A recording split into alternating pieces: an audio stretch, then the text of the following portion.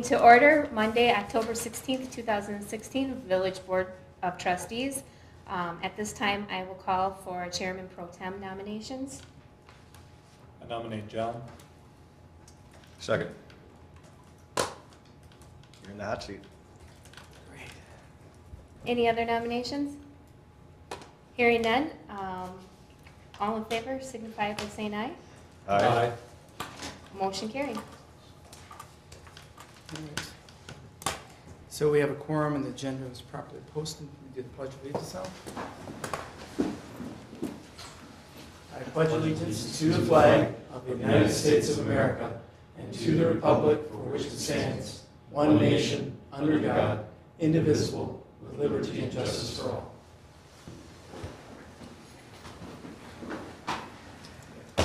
Do we have any public appearances, public's opportunity to speak on any subject not specific to the agenda? No. Okay. Item 5 then is to discuss and consider the minutes of the regular board meeting from October 2nd. Second. We got a first and a second. Is there any discussion on the minutes? Having heard none, all those in favor? Aye. Anybody opposed? Anybody abstain? Motion carries. New business. This is item 6A, discuss and consider the approval of the 2018 Deer Grove EMS budget. And that was in your packet, I believe, as an attachment.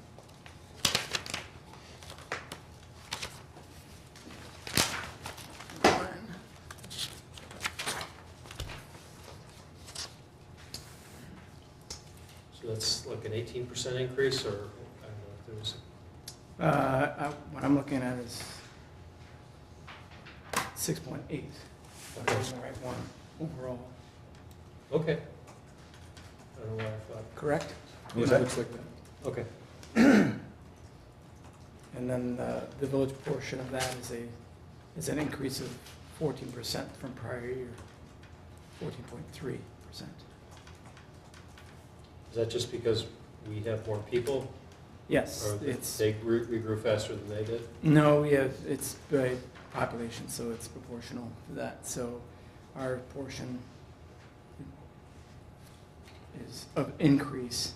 So they throw all these different percent increases on this thing down, but essentially it comes down to an increase of 32,700 and something. Mainly the increases in wages and benefits. Yeah. Again, Health insurance. yeah, health insurance as well as workman's comp and retirement. So it's piled into those categories for next year, Okay. as it was prior year.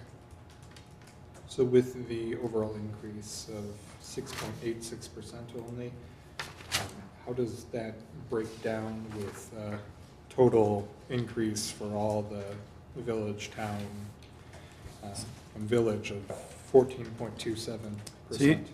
So you have to look at the revenue side of the equation too. Oh, it just didn't grow?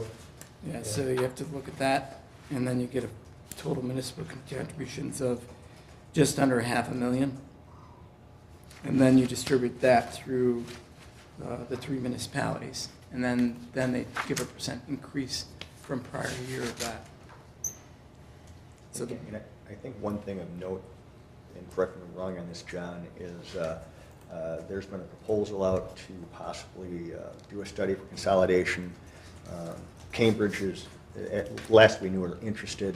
We haven't decided, but there's nothing in the budget to cover the cost of a study, which could run the upwards of about 20 grand. How that would be split up between village, town, village of Deerfield, and Cambridge is yet to be determined. That's not in these numbers at all. Mm-hmm. there's also opportunity for grants for those right now because the state realizes the concerns with a lot of municipalities, both with fire and EMS coverage and lack of volunteers, particularly in northern Wisconsin. Is anybody seeking out those grants or looking into it that you're aware of? No, I think the decision yet has to be made whether or not they're going to pursue that avenue. But I think that expense, if it does happen, would occur in 2018.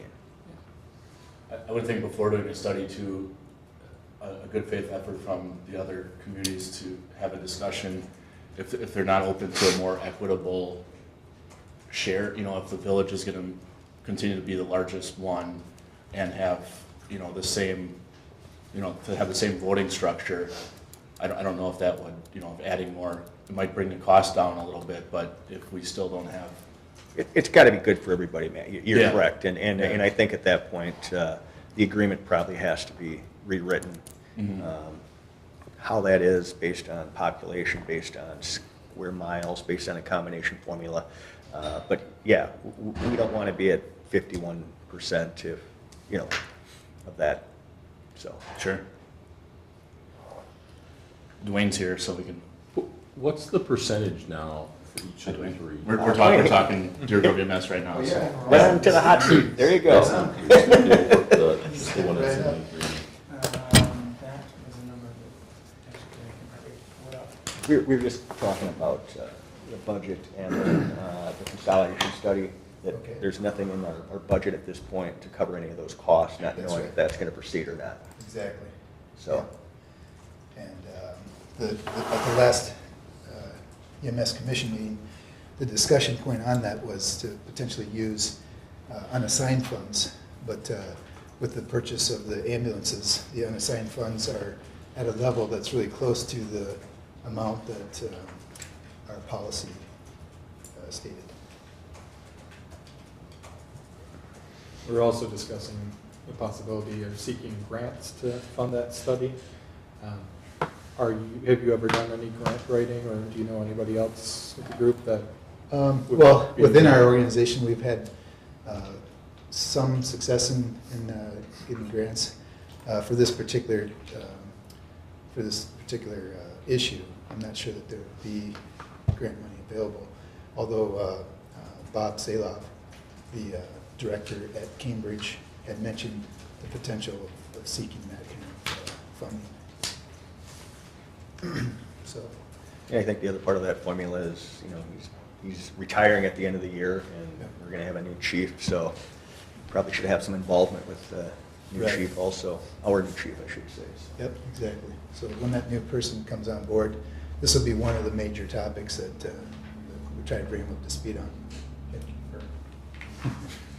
Dwayne, what's the percentage now for the village, the town, and the village of Deerfield? I mean, in the agreement?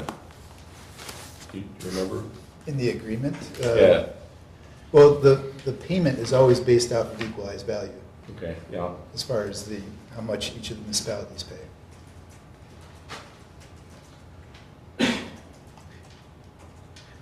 Matt, just curious, were you able to look back and see what the percentage increases were over the last 5 years for Deer Grove EMS, and in comparison to other departments and the budget as a whole? Oh,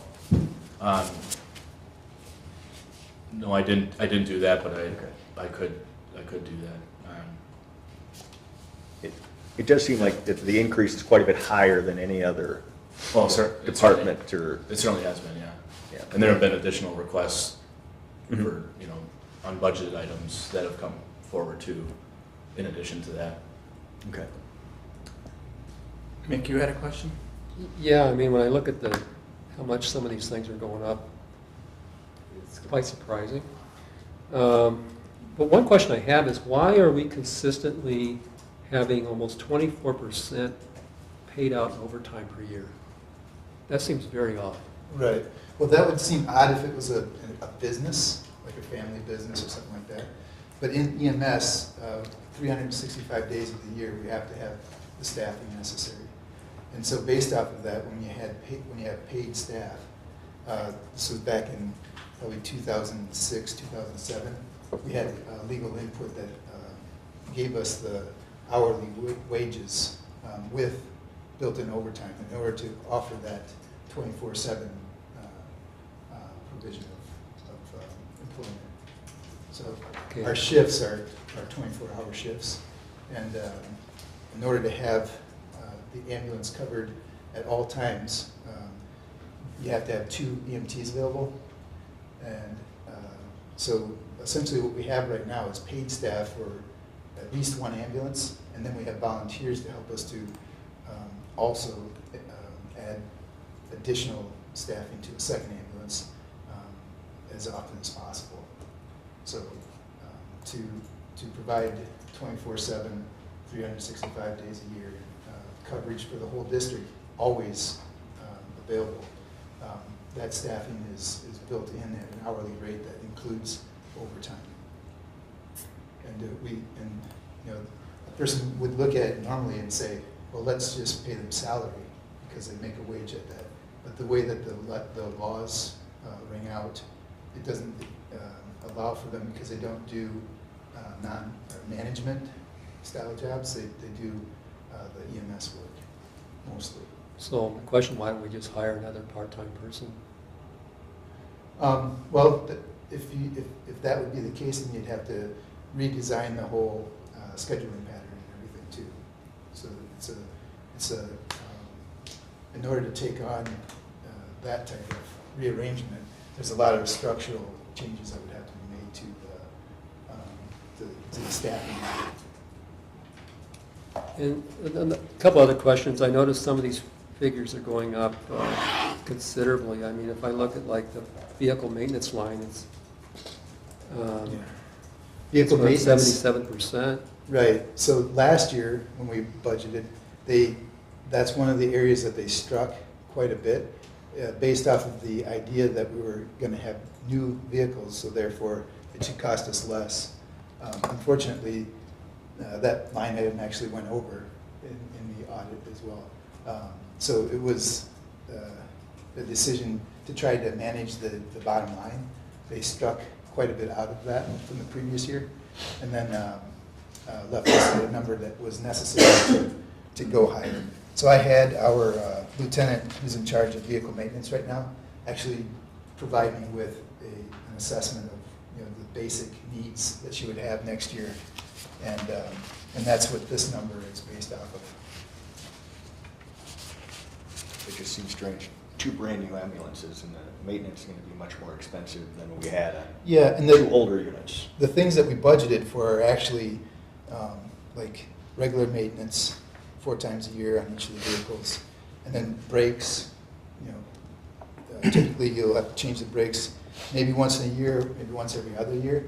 But if it's not brakes, then it's tires. So in each of those, you're still going to have. If it's tires, it's actually going to be more than what we budgeted for that. And then we have the car and the backup ambulance as well. And correct me if I'm wrong, but weren't we supposed to be trading in that ambulance to offset the costs? So They did we trade did in trade one. in one of them. Yeah. Yeah. Okay. And we still have the old I one. thought, The okay. newer one, we traded in the newer one so we get the higher Right. dollar value. Okay. And the Horton we just got back, Oregon, the Village of Oregon had been renting it from Yeah. us for Which we got $8,000 for the Yeah. rental of that for a couple of months. a couple of months, right? Which will go into the vehicle line item this year to help offset how much we're over now. So the biggest part of what really increased this budget is that you guys were getting a stellar deal off of my wages, and where last year I had negotiated like about $62,000 salary. The other services for not even paramedic level are getting $70,000 a year. So I was bargaining. And so, but I'm moving on to a new part of my life, and in order to replace me, it's going to cost probably about $86,000 is what we budgeted for.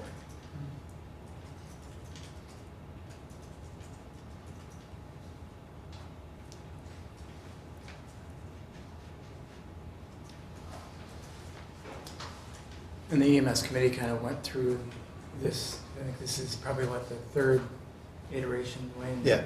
went through. So it's been pressed a lot by the folks in that committee. Well, if there's a way that we could increase revenue, Right. to offset some of the cost.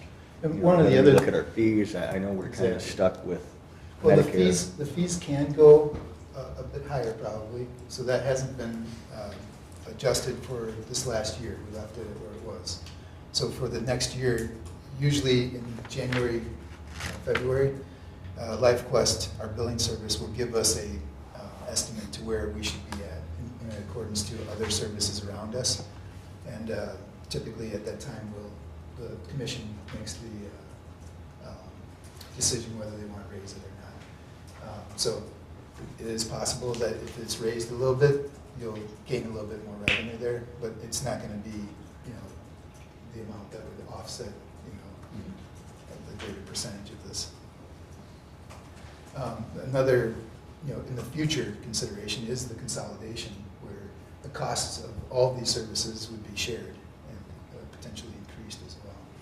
So, but of course, that's not something that's going to work out in the next year. No, it's years away. Yeah. So question on the wages are almost 9%. Is that because the chief's salary is being put in? Most of it is that. Yeah. So what is the actual increase you're getting for other folks? So for other folks, the union staff, their contract was, I think, 4% this year, or between 3 and 4%. And then there was a slight increase for the office manager, and the bulk of it, though, is going from 60,000 to 80,000 for the chief's position. And we have contract negotiations this year too, right? Yeah. This 2018. And what was the overall increase last year from the year before budget? I mean, going up 6.86% one year, what was it last year? The increase? Yeah, Let me see if I I'm have. trying to see what the trend is here. If I remember correctly off the top of my head, I think it was Double digits. 4 or 5%. I think it's We 4 did or 5%. 7%. I mean, eventually, yeah, you're going to get to a point where it makes no sense. I'm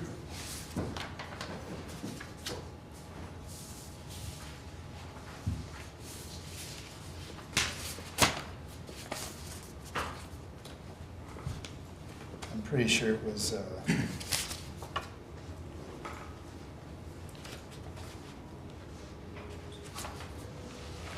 this is 2017.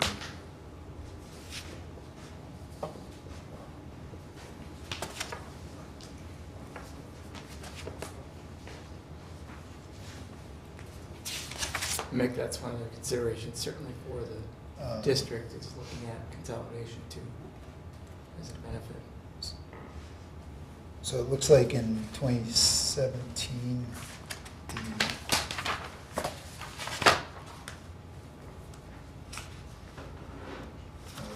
think this is one of our first budgets for this year, draft.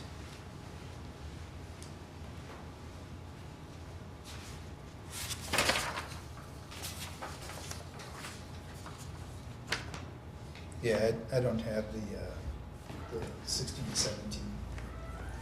I can probably look at the computer real quick, though. What I remember, I think they're both double-digit increases year over year. I know in the past we were, I'm almost certain it was like 4 or 5% last year. But let me just look it up real quick here.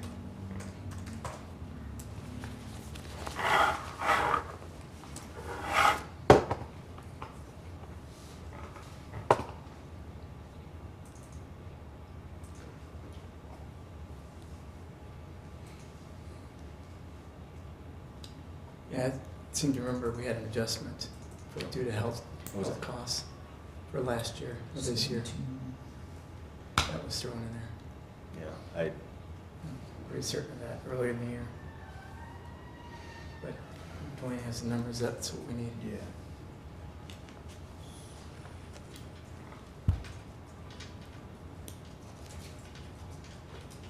So, let's see here. Is this 2017?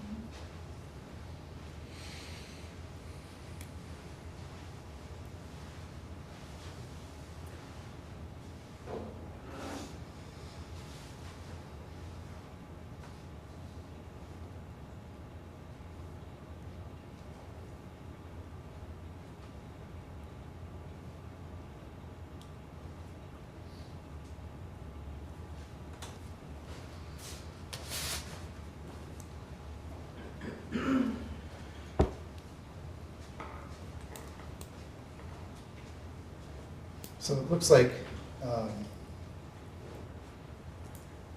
the 2016 budget, it went from 852,920 to 944,1, which would be about a 10% increase there. That's an operational cost. That's before the revenues come in. So here's how the village's portion's gone up from 2014, 178,000, then 221, 221, 234, 262. What are the percentages, Matt? Oh, I mean, I just jotted those down. Okay. No problem.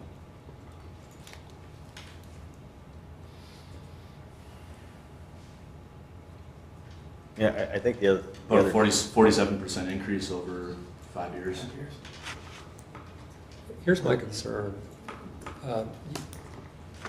It's hard to make anything work if you're increasing your costs at this level of a percentage increase per year and not increasing your revenues. Because when I look at your revenue numbers are essentially the same, but your costs are going way up. So, you know, that just doesn't seem to make sense long term. There needs to be a balance. Yeah, and again, that's, you know, if you look at it as a regular business model, then that would be the absolute situation that you want to watch out for. But in this situation, it is a service that is being provided from a municipality to its citizenry. And to that, they're, you know, already the EMS run fees are offsetting the operational cost at least about 50%, which is pretty phenomenal when you look at other municipal services that that you have to pay for. How does it compare to other jurisdictions? I mean, what the fees that are being paid, how do they compare to other jurisdictions? I do have a survey from all the places in Dane County, which I could print out.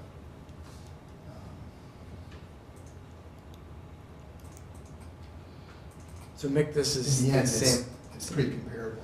Yeah, this is the same concern that was raised at the district meetings as well, that this is not sustainable. So, to Dwayne's point, you know, we're going to reach out to LifeQuest and start doing that analysis.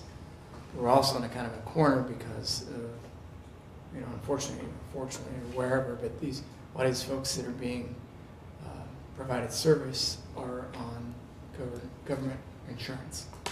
So those fees are automatically set at well below cost for the service. And that's Yeah, there's a payer offset. How do private ambulance service deal with that when the reimbursement is so low? There's always a payer mix, so you know, some of it will be Medicaid, Medicare, and others. So will they be just take a loss on those? private. On all of the Medicaid, Medicare, you're going to take a loss. Mhm. Yeah. So you try to look for more of the other type of things. So the main business for private companies are transports from one facility to another facility. Okay. Where ours is, we're 911, so it's, you know, somebody's in need and we Yeah, go there. it's all emergency. Right. I So see. if you do a transport from a facility to another facility, there's a really good chance that you're going to get paid for that Yeah. because of the way the rules are all set up. And so that's where the bread and butter is for those kinds of And companies. you can schedule those too, probably, I imagine, yeah. And for us to try to take something like that on, we would have to make it a separate business on the side of what we do 911. So, Yeah, doesn't really work out. well, it could You work need out, more- but you'd have more to give it a lot of ambulances. focus. Yeah, So- it's not like we have facilities in our jurisdiction. Well, we have some, but they don't, they wouldn't generate enough revenue alone. Right. So that's why, literally, we've looked into this several different times, and Right. if you're gonna do it, you'd have to do it as a business and offer it to all those different areas. Yeah. The facilities outside of our district. And not taking on risk of Yeah, and then you have to. competition. Yeah, exactly. Advertisement, Yeah. you know, the whole bit, you'd have to have employees for that and everything. So whether or not that business venture would, you know, end up paying or offsetting the cost is something that that's why we've always looked at it. And initially I thought if there was enough business within our district and and you Mhm. kind of just play the good neighbor Yeah, and gain that business that way, it would make sense, but we found that the facilities that are within our district wouldn't generate enough energy to make that feasible. Yeah. Something to go down all right. to. So, Dwayne, is there any concern about the ability to make the gross run fee number? Because right now, if you just do the math through August, Mhm. it seems like you're coming up short. Right. So in my first memo to the commission, I did make note of that actually at the bottom, because last year they pretty aggressively increased the run fee amount, which offset the bottom line, but it put us in a position where it'll be interesting to see if we make it. We're currently not on target to be able to actually make the number that was set. And again, that's based off of, though, what we actually receive back. What we build out already meets that. But what we actually will get back is a different story. Did the commission then talk about reducing it for next year? We did. Then, Yeah. It's a shell game, so if you reduce that, then you increase your cost this year. Yeah, but if you don't meet it, it's coming out of reserves anyway. Yeah, exactly. Yeah. And Some people don't like the term shell game, but in this regard, it's something like that. So am I hearing that these numbers really are not, on the revenue side, aren't realistic? Well, So that one this is a particular. lot higher increase than what you have in here? So the one particular number of the run fees is a projected number. And it is based off of what LifeQuest suggests to us, but we hardly ever meet what LifeQuest suggests. So in the past, we were always very conservative with that number, but last year, it was a matter of trying to figure out exactly how to make the budget affordable at that time. So there were line items that were scrubbed, not completely, but were reduced greatly, and there were, and that number was adjusted as well. Wow. So,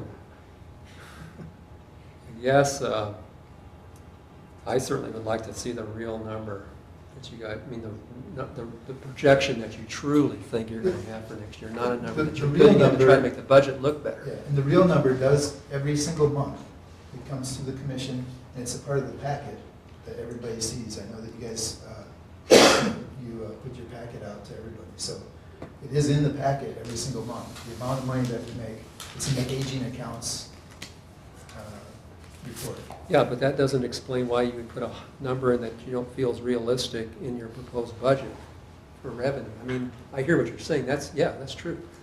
But you are saying, this is a number I want to put in here. So Apparently your board thought it was okay to put a number in that was just, no one thinks you're going to hit. But when I look at the expense side, you all think you're going to hit that. So, absolutely. Well, we'll hit that and possibly beyond, so. yeah. So the thing about that number is, in the past, we were always conservative about that number, the run fee number. And then what we would find at the end of the year is that we were in the black. And so we built up a sizable amount of undesignated funds. And then the last year, we utilized a lot of those funds, over $100,000 worth of it, for offsetting the cost of the ambulance.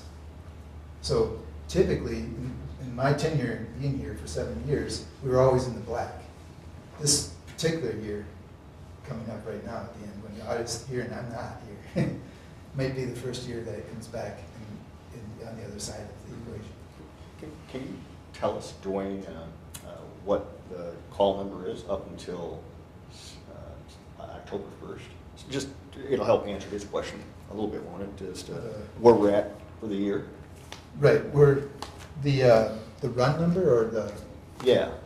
I mean, the run number right now is well, we're projected to be just at about 1,000 by the end of the year. So our average per month is between 76 and 80 calls a month. So the thing about that is, the average return is about 450, between 450 and 600 bucks per call.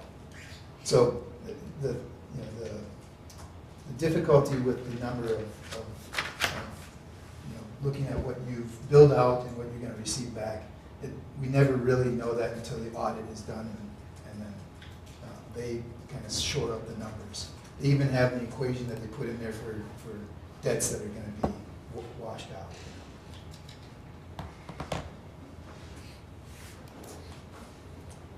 I'll tell you, I don't feel comfortable approving a budget when I know the numbers aren't even realistic. Well, that number, though, is based off of feedback that we've gotten from our building service, so it's not just an ambiguous number.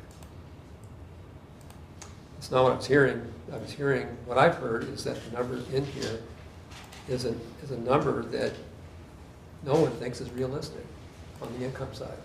And as far as the run fees? Right. Right. Well, my advice to the commission was to consider to decrease it, but that meant that they would have to make a decision to increase the overall cost to the municipalities. It's going to happen anyway. I mean, it's a shell game, like you're saying. Exactly, I know.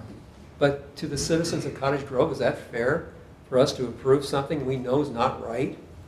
Yeah. Give us the real number so we know what it is, Yeah, so that the public knows what it is. right. And as far as the real number goes, like I said, the agent of accounts comes before the commission every single month, and it is shared with the board members as well. So we know the real numbers as well.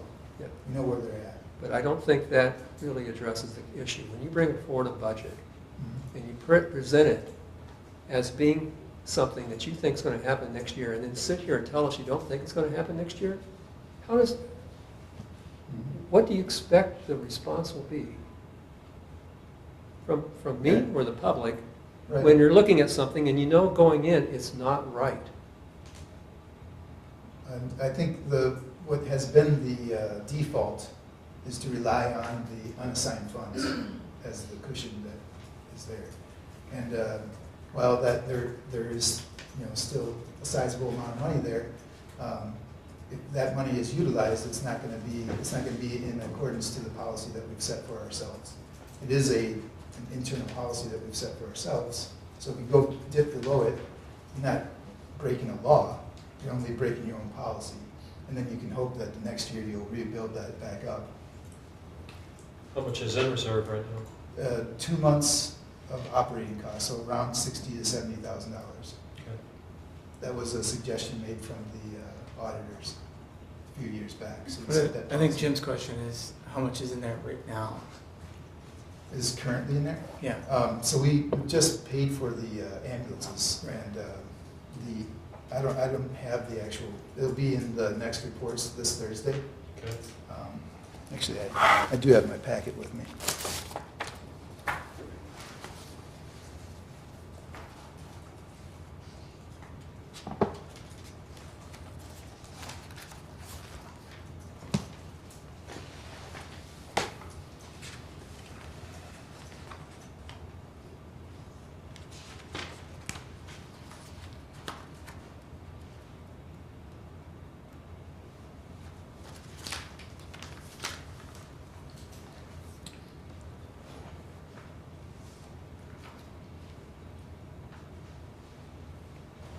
So the number that we have in the report here is proceeds,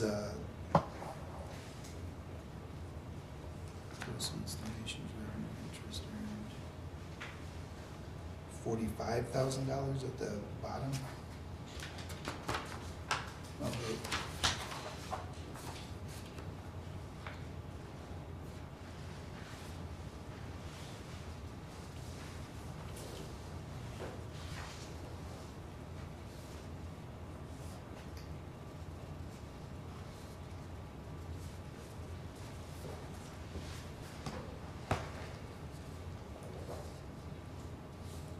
So the net income is currently at 151,508.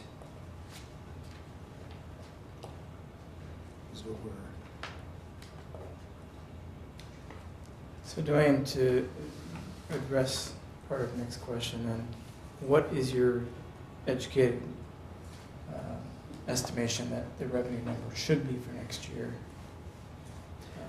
Well, that's, the last year we had it at, We had it It was 475 last year, right?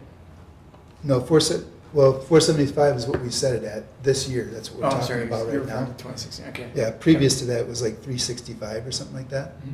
And let me see if I have the first budget that I submitted. Because I was always conservative with the number. Yeah. I didn't feel comfortable to raise it greatly because I've seen the fluctuation over the years in what our returns end up being.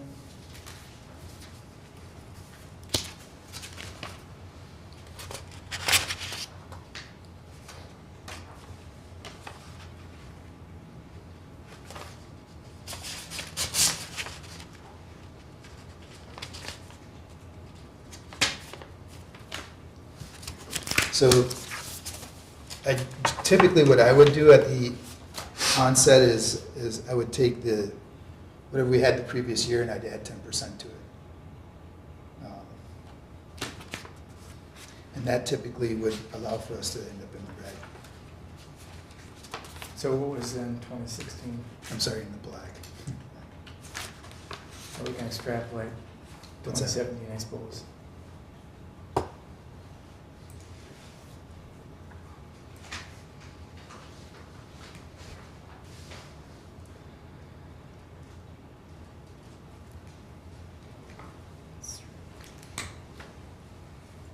So the previous year, we actually set it at 405. It was 365 before that. We went to 405, and that was fine. We ended up with like $20,000 in the black at the end of the last audit. So 425 then? 405 is where we were at. No, yeah, but you said it was in the 20,000 in the black, so that Right. means we're over that, or we're, So we ended up at around 425. okay. So that was 2016. All right. And 2017, Mick, you probably already done the numbers over there.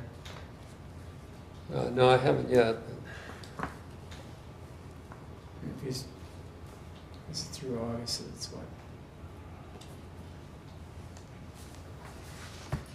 So I'm looking at the aging accounts report in here. And it shows that we're currently at 278, 244 as far as what we've collected. And we have $197,000 worth of debt out there. Unless I miscalculated, if you take what you have through August, which would be 8 months, Or is that through September?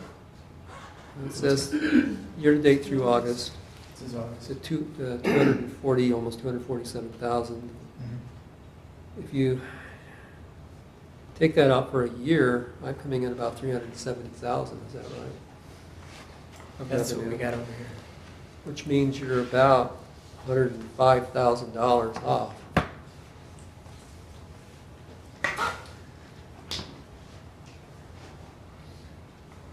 I mean, if you were going to use the revenues for this year, saying they were flat for next year, would you have flat? Your budget really is off $105,000. This year. Right.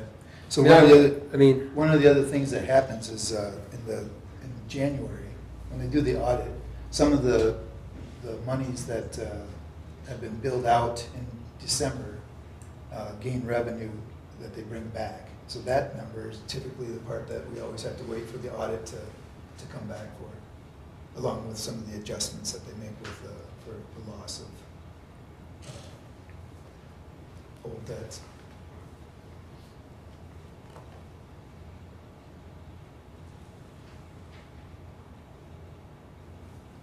So we have a EMS meeting on Thursday.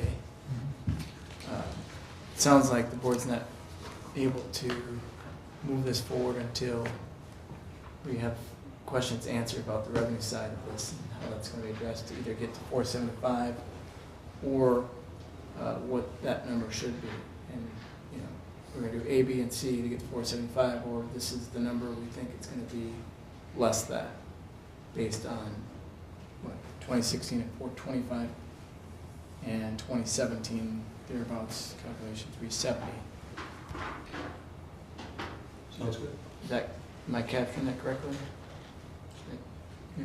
From my standpoint, I'd like to see, I'd like to hear from the board what the realistic numbers are for revenue. Yeah.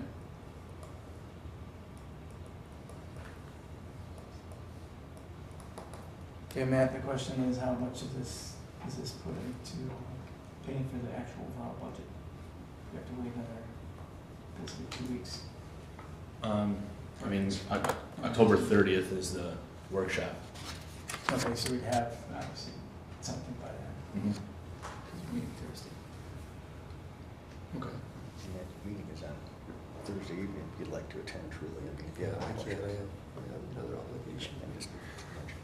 Yeah, if there are any questions, those specific questions, if they can be forwarded to us, then we can address those at the commission meeting, then John and Troy can bring the answers back. Yeah. All right, I'll make a motion then to table this. Second. Any further discussion?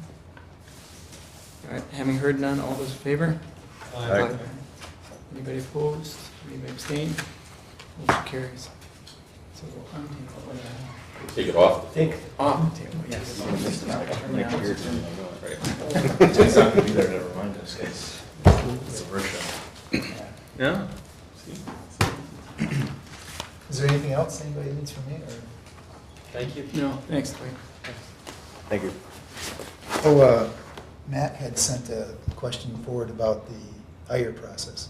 Oh, yeah, I guess we do just maybe a quick update on the hiring process, either yourself or Troy. At this point, we've done an initial round of interviews, and we'll discuss the next steps at this Thursday's meeting, and should have an announcement shortly thereafter who some final candidates are and what the process will be from there. This is for the new fire chief? No. Or Yeah, for but your his- replacement? his Sorry, sorry. replacement. Sorry. Not that he can be replaced, but, you know. Dwayne, you might want to also, I don't know what the average has been like in January, where there's some of that recapture during the year. Maybe there's an average that you'd be able to share with the committee. So they say, well, okay, we know what 12 months are, and then generally in January recapture something. That might be helpful for them to have as well. The run fee capture? Yeah, that happens in January. With the audit?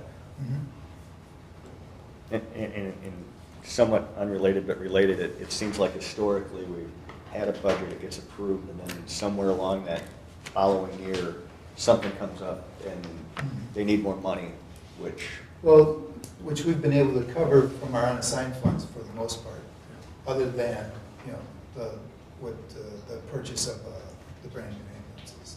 That was beyond the scope. Okay. all right, All right, thanks. Okay, take care. Thank you. thanks, Dwayne. Item 6B is discuss and consider operator license applications for licensing for July 2017 through 2018 for Lauren Koch and Cole Schaefer, if I'm pronouncing those correctly. Chief, any issues? No? Okay. I move to approve operators license applications for Lauren Koch, Coach, Cook, Cole, Schaefer. I got it right, one of those three, I think. I'll second that. Okay, there's been motion and second to approve both applications. Any further discussion? Having heard none then, all those in favor? Aye. Anybody opposed? Anybody abstained? Motion carries. All right, item 7 is a report from village boards and commissions and committees. The first one up is the Joint Fire Committee. Discuss and consider the approval of the scuba equipment purchase for the Joint Fire using Pleasant Springs Equipment Fund. So we have in your packet the scuba gear description. This is not to go in the water, it's actually going to burning buildings with smoke. But it is a tank mask apparatus that the staff or village or the firemen and women would wear. The current ones that they have are going out of regulations as of springtime, they cannot use them legally, so we have to replace them. The chief and others had tried to get a grant, but we've been informed that that grant application was not approved. So there's a lot of effort in order to do this. The other thing is the current equipment does not allow those firefighters to go into a building very long, and the new equipment will double that amount of time that they can, be in that building. Obviously, they don't want to be in there very long, but certainly that's a consideration as well. Which is going to be really important when Summit is up and running, because without the additional floors, they're going to need additional time to get in and get people out and fight fires. So.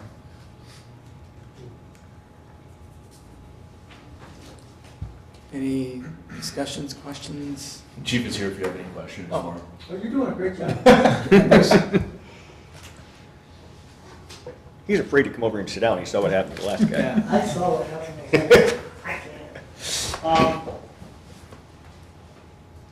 We've been using or banking the contract funds from Pleasant Springs.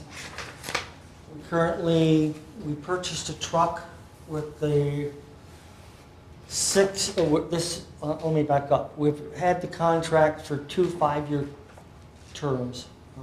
In 2018, we'll be negotiating with them again for another 5-year contract. Currently, with the funds that we have gotten from this contract, we have purchased an engine. And we've been banking the rest of these funds.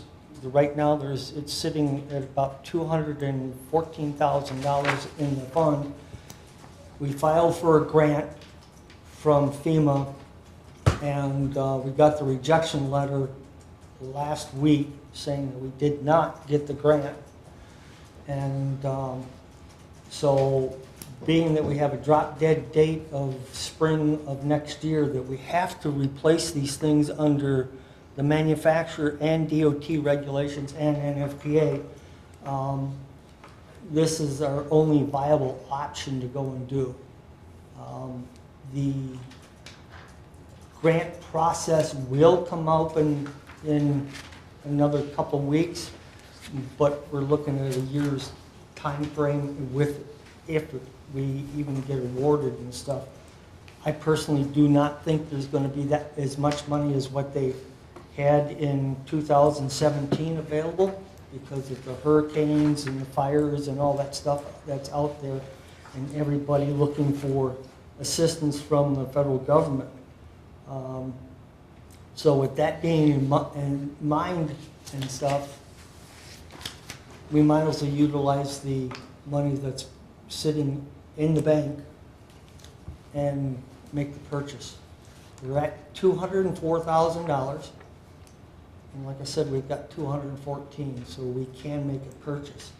If we purchase them, or if we take and agree to purchase products in 2017, we won't have to make payment until January of 2018. We'll get the product ordered before the increase, and the increase is going to be between 5 and 8% increase. So,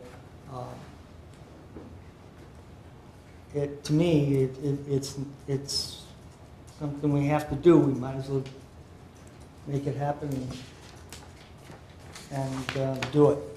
The air packs we currently have are 99 and 2002 versions, and there's been 3 versions since then, so these are old pieces of equipment that are not going to pass. Now, are there any other expenses going to be coming up that the Pleasant Springs Fund could be put towards? I know you had mentioned the need for a new engine. Well, that's what we were trying to bank the funds for, and it's really going to come down to whether or not we can get the contract for another 5-year contract. Because typically, the contracts it's $62,500 a year for providing service from the fire side of it, with a 1% increase. So as you do the math and things, and there are items being taken out of there as far as the maintenance on the piece of apparatus that we run down there with predominantly, and the maintenance and there are inspection fees that we have to take care of down there when we do the inspections and stuff like that. So if you do the math, we're going to have in the neighborhood, and we get the contract, big and, we're going to have about $300,000 by the time we're going to have to come to the municipalities and say it's time to replace a piece of equipment. Now, I project, because we're not going to get it like we bought in '97 when we bought our first engine at $185,000. This one we got for the President Springs money was $290,000. I project you're going to be looking at about a $450,000 expenditure. It hasn't cost the taxpayers any money by us taking and running that, taking care of the fire department members going down and handling Pleasant Springs and stuff. So it's been a win-win for the municipalities. It really has.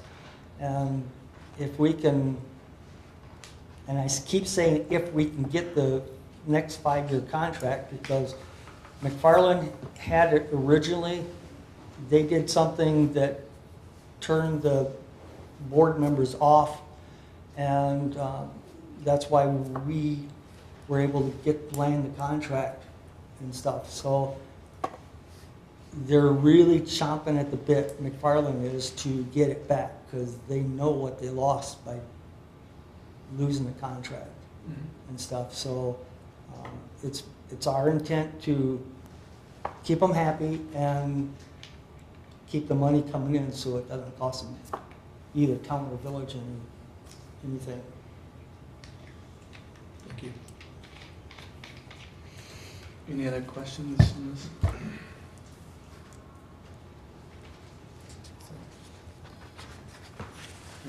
All right.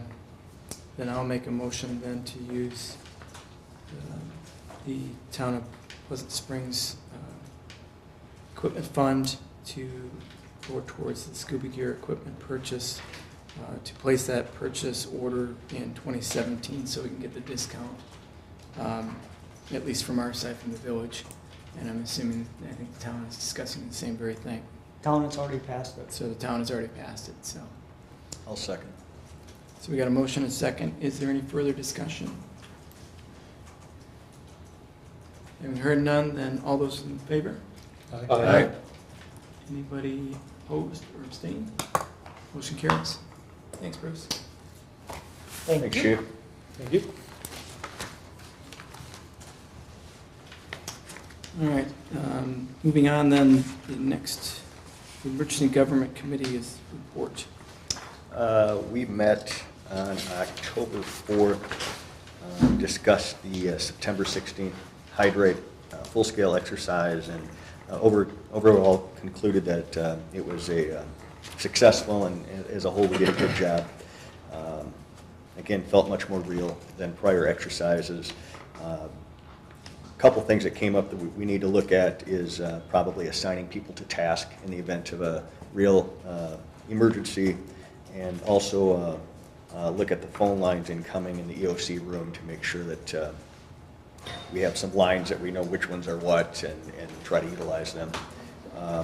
Next meeting is November 1st at 6:30, and the agenda items additional are going to be to discuss exercise possibilities, other exercise possibilities, and also look at the final draft of the EOC plan. All right. Thanks, Troy. Any questions for Troy on that? All right, then the next committee was the Community Development Authority. Mick, if you want to talk about that, or you want me to talk about it? Or? I guess I can. You may remember we had Jim Gariti, is that his name? I'm not really sure how to pronounce his last name, but he was here, I think, at our last board meeting. Is that the plan commission? Was it Plan Commission? Plan Oh, Commission. sorry, Plan Commission. And made a presentation regarding what he was thinking about, he and his wife, what they were thinking about building over here north of the of 94. We, as a at CDA, tabled the question, which was whether he was wanting to know whether we were comfortable, I think, with him doing it, and we tabled that matter.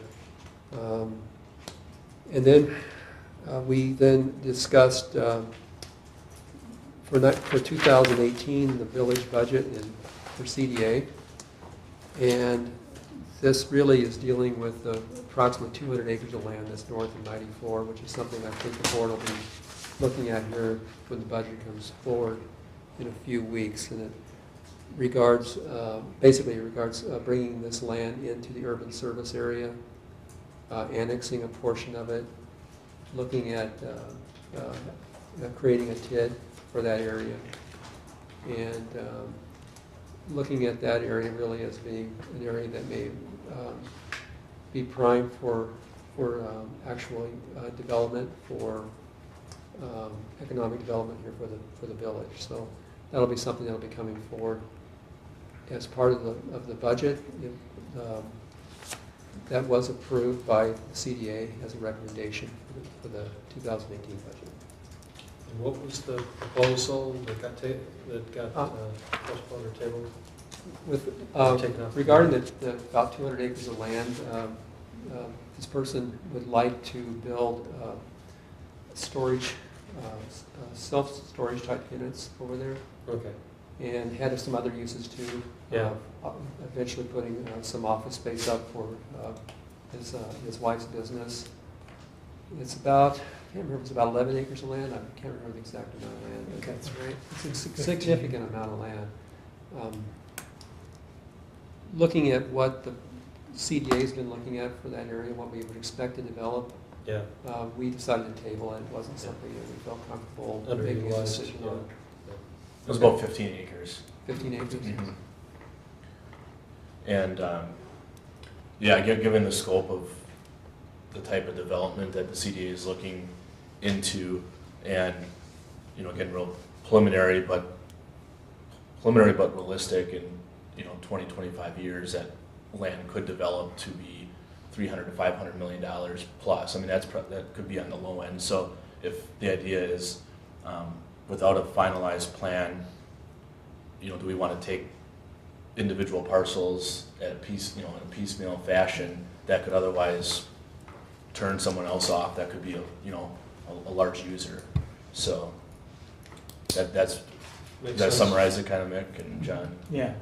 I'm just curious, what is the status of the land that's between TT and the interstate that's adjacent to the parking lot? What is that? It's in the village, it's in the TIF district, and it's in the urban service area. So Okay. ready It's to- ready to go? Yeah. Has there been any interest in that, or what you've heard? I think there has been on and off over the years. It's Houston's and Tom Beacon on that land together. Okay.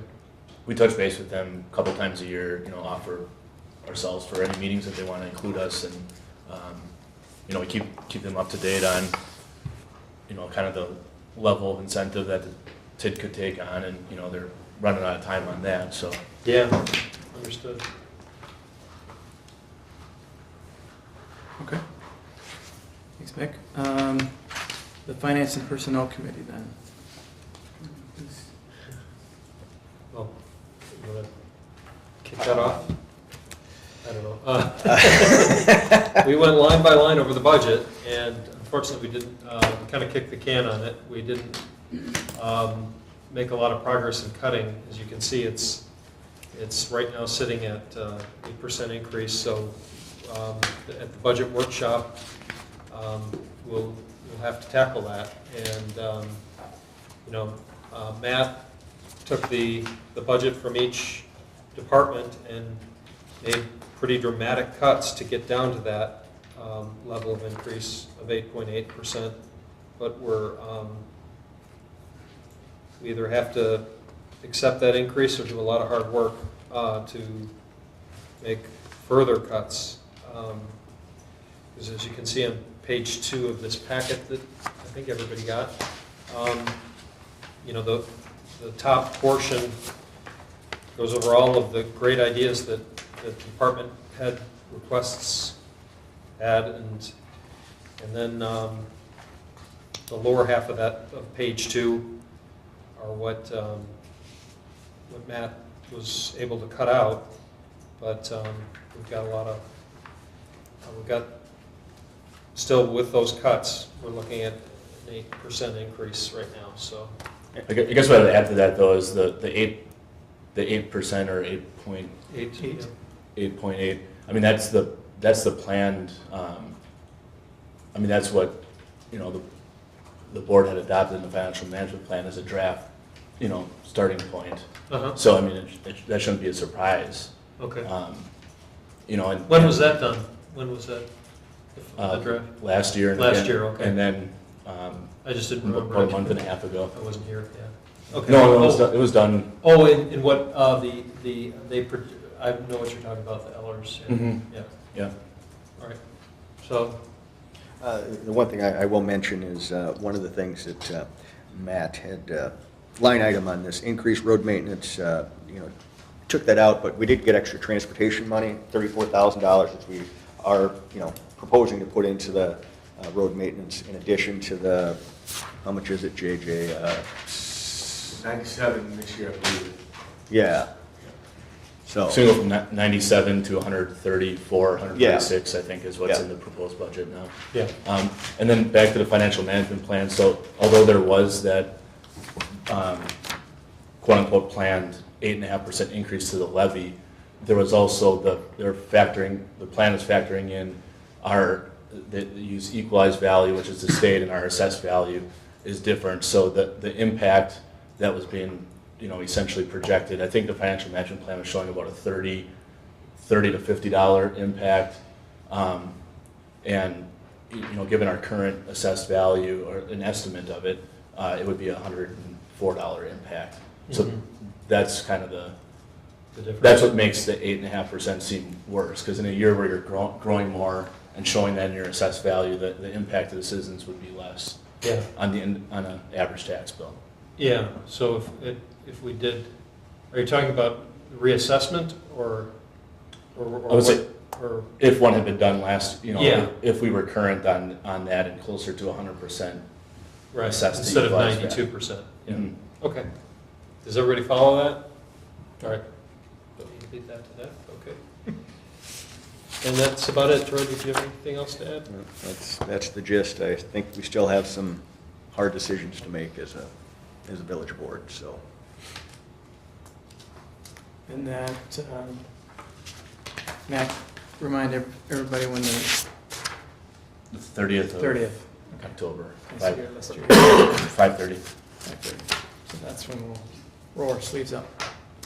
All right, then we move on to reports from village officers. Troy. I'd just like to say a great showing today at Summit for the groundbreaking. Nice to see representation from village staff, village board members. I think that means a lot, and it's going to be a home run once this is up and going. So, Here, here. Mick. Nothing to report? All right. Forrest. Nothing to report. Jim. Ditto on what Troy said. I think it's really exciting that that's underway, and they seem very enthused, and we are too. yep. All right, and then myself, I was also enjoying the dirt throwing this afternoon, so that was really nice to see. As long as it's not thrown It at was- us, right? Yeah, but it was a nice mix of the community too. Chamber of Commerce president was there, and a number of us were there. Staff was there, so as well as the Summit folks and construction, as well as the design folks. So it's going to be wonderful. They had actually a nice little 3D view of it, if you wanted to put on the headset, so that was kind of cool to see. Walk through the building. Yeah, walk through the building virtually. Attorney Lee. Tonight, I just have a brief report. I try to do these periodically during the course of the year, and since we're going to have some issues coming up in the near future that are going to require Plan Commission and board consideration, I just want to remind everyone that it's important that we keep in mind that any applicant that comes before the village, whether it's a developer or a private individual, we have to give them what's called due process. We got to give them notice. We got to give them opportunity to be heard. And I think that everyone understands that aspect of it. Sometimes the trickier side of that is to remember that you're kind of serving in it's a legal term. You're serving not as a judge, but in a quasi-judicial way. You are acting like a judge, and so like a judge, you are supposed to only make decisions based on the information that's provided to you. And so I know that sometimes developers or other people will reach out to you, and like I said last time, I suggest that you try to let them know that you don't want to really talk to them individually, that if they have anything to say, they should say it so the whole board and the whole commission can hear it. And those are called ex parte conversations. You want to try to avoid those if at all possible. And another thing to keep in mind is you'll be hearing myself or Aaron as we go along, and we're going to say, well, this is part of the record. And there is a record that's put together from the start of an application to the end. All of our taping, or all of our meetings for Plan Commission and the village board are taped. But ultimately, if someone did not like the decision that was made, they can appeal it to circuit court in what's called a writ of certiorari, and then we would actually have to put a whole transcript together. So it's very important that everyone keep in mind that to the fullest extent possible, you need to try to be a clean slate and avoid any pre-notions or preconditions. You've got to act on the evidence that's put in front of you. So that's just some comments or some things to keep in mind, and periodically as we move through the year, we'll try to bring up other items. The PEG update, because I know you're all wondering, the attorneys are wallowing in it, and we have had an opportunity to talk about it, so we're hoping we're going to make some progress on that. Did you get anything out of that goat yoga article I sent you? I have since I don't have the subscription. Yeah, I sent you a PDF with the scan. Oh, okay, well, okay, I guess I didn't see that part of it. I read the title. That was good. So I'm happy to read it, but. If you want me to resend it. Yeah, would you do that? That'd Yeah. be great. Yeah. So farming has been an active part of my practice lately, so that's good to know. Animal husbandry. Yeah. So far, we've received one letter of interest for the open trustee position from Melissa Radcliffe. That's okay. I didn't know for sure, so I was guessing. So anyway, that remains open until the end of business day on the 27th. Yeah. So, and then that would be then at the next board meeting, the next regular village board meeting for discussion. And then Jack had planned to be at Summit this afternoon and provide a word at the groundbreaking. I filled in for him on that. Unfortunately, his stepdaughter passed this morning, so he was unable to attend that, and obviously tonight. So just letting everyone know about that situation. So. Aaron? The village and the chamber together will be hosting a booth at the Business Expo at the Alliance Center on Wednesday. So Mike Millage, Paul Severson, and myself will be there. If any of you are going, stop and say hi. What is the show? The Business Expo. The Business Expo, okay. So we'll have materials available. A lot of the chamber members donated items to give away. Should be fun. Okay. I'm not sure. No, Chief Labor? Nothing. Nothing? All right. Anything from Sean or JJ, anything going on? Sure. All right, communications miscellaneous business, consider approval of vouchers. You already saw those I move in your to packet. approve. Second. So we got a motion, a second. Any further discussion or questions? All right, having heard none, then all those in favor? Aye. Any opposed? Any abstain? Motion carries. Correspondence, Lisa? None. Okay. Future agenda items? Anything from, Matt, you know of any that are, I mean, obviously Just we're gonna, the trustee position, there'll be plan commission recommendations. Are we going to discuss once, go back to EMS about the budget? Are we going to take that up at the next meeting? Or are we going to take that up at the workshop on the 30th? It's usually talked about at the workshop. workshop probably. Bruce will be here at the November 6th meeting to go over the fire department budget.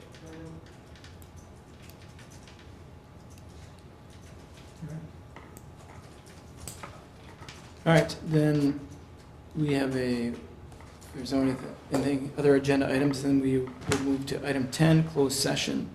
The Village of Cottage Grove will enter a closed session to Wisconsin State Statute 19.811E, deliberating, negotiating, and purchase of public property, investing in public funds, conducting other specified business whenever competitive and/or bargaining reasons require closed session. And nope. You can stop there. Okay. I was wondering about this. Yeah. So we don't. That one I'll stop there. Right. All right. Any of this or no?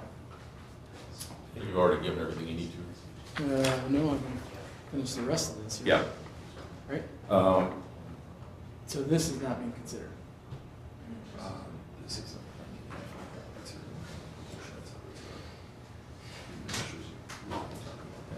Okay, and what about this? Yes. Okay, you stop me right there. Sorry. I'm like, there's something I gotta know here. Perfect timing. Yeah. And then to finish that statement then was Clark Corp. And so that You were is, so rudely interrupted. well, I thought it was a legal thing, so that's good. So we will enter into closed session. This is a roll call vote. Aye. Aye. Aye. And I